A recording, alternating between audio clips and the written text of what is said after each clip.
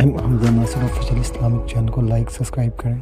جب پوچھا گیا حضور یہ قربانیاں کیا ہیں، فرمایا تمہارے باپ ابراہیم کی سنت ہے، اور فرمایا کہ ان کو خوش دلی سے اللہ کی راہ میں قربان کرو۔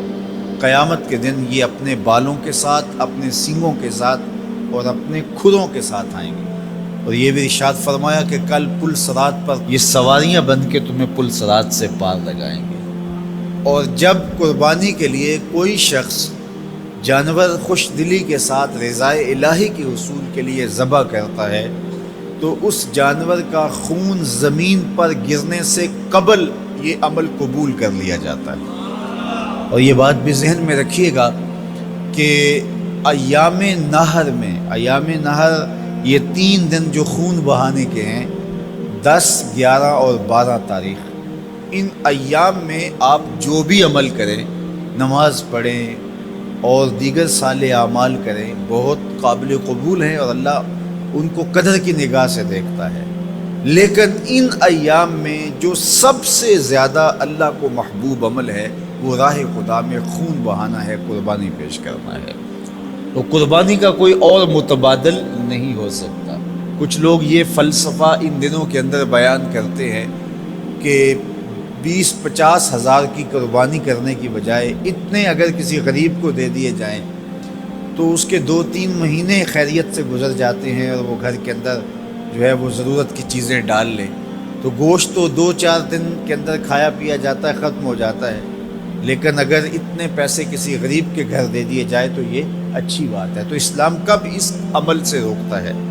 غریب کی مدد کیجیے، صرف عید کے دن ہی نہیں، مینڈے کی جگہ ہی نہیں، بلکہ اسلام تو راہ خدا میں جانور ذبح کر کے اسی جذبے کو بیدار کرنا چاہتا ہے کہ تمہیں گوشت کی ضرورت بھی نہیں تھی، پھر بھی تم نے ذبح کر دیا، تو جہاں ضرورت ہوگی اور تمہاری ہمسائیگی میں، تمہارے اطراف میں جب کوئی غریب ہوگا تو پھر تم اس کے لیے ذبح کیوں نہیں کرو گے؟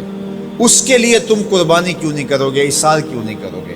یہاں تو پھر بھی ہم گوشت خود کھا لیتے ہیں یا غرباء میں بانٹ دیتے ہیں، لیکن منا کی وادی میں جہاں لاکھوں قربانیاں پیش کی جاتی ہیں، وہاں تو جانور کاٹ کے اس کو ذبح کر کے بس چھوڑ دیا، اس کے گوشت سے غرض ہی نہیں ہوتی۔ زیادہ تر حجاج ایسے ہوتے ہیں جن کو یہ بتا دیا جاتا ہے کہ تمہاری قربانی کر دی گئی ہے، اور وہ فون کال کے انتظار میں یا حکومت وقت کی جانب سے دیے گئے وقت کے بعد حلق کروا دیتے ہیں۔ تو انہوں نے نہ اپنا جانور دیکھا ہوتا ہے، نہ اس کو ذبح ہوتے دیکھتے ہیں، تو صرف انہیں ٹائم بتلا دیا جاتا ہے یا ان کو کال کر دی جاتی ہے تو یہ ان کے لیے کافی ہوتا ہے۔ تو وہاں تو گوشت کھانا بھی مقصود نہیں، تو صرف اللہ کی رضا کے لیے جانور ذبح کرنا۔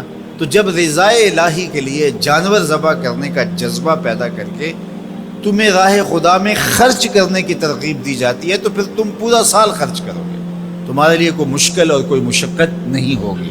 لیکن اگر تم جو ہے وہ اس جذبہ خیر سے نور حاصل نہیں کرو گے تو پھر تمہیں یہ دولت نصیب نہیں ہوگی۔ تو سب سے افضل عمل ان 3 ایام کے اندر جو بتایا گیا وہ یہی ہے کہ راہ خدا کے اندر خون بہانا ہے۔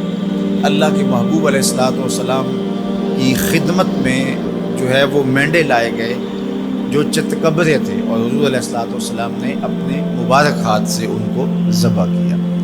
تو عید قرباں یہ ایثار کی عید ہے، یہ قربانی کی عید ہے، اور اسلام ہمیں قربانی سکھاتا ہے۔ اسلام لمحہ لمحہ قربانی ہے، ایک ساعت اسلام قربانی کا نام ہے، اور ہمیں درس زندگی یہی دیا جاتا ہے کہ ہم قربانی سے اپنی زندگی کو عبادت کریں۔ حمزہ ناصر آفیشل اسلامک چینل کو لائک سبسکرائب کریں۔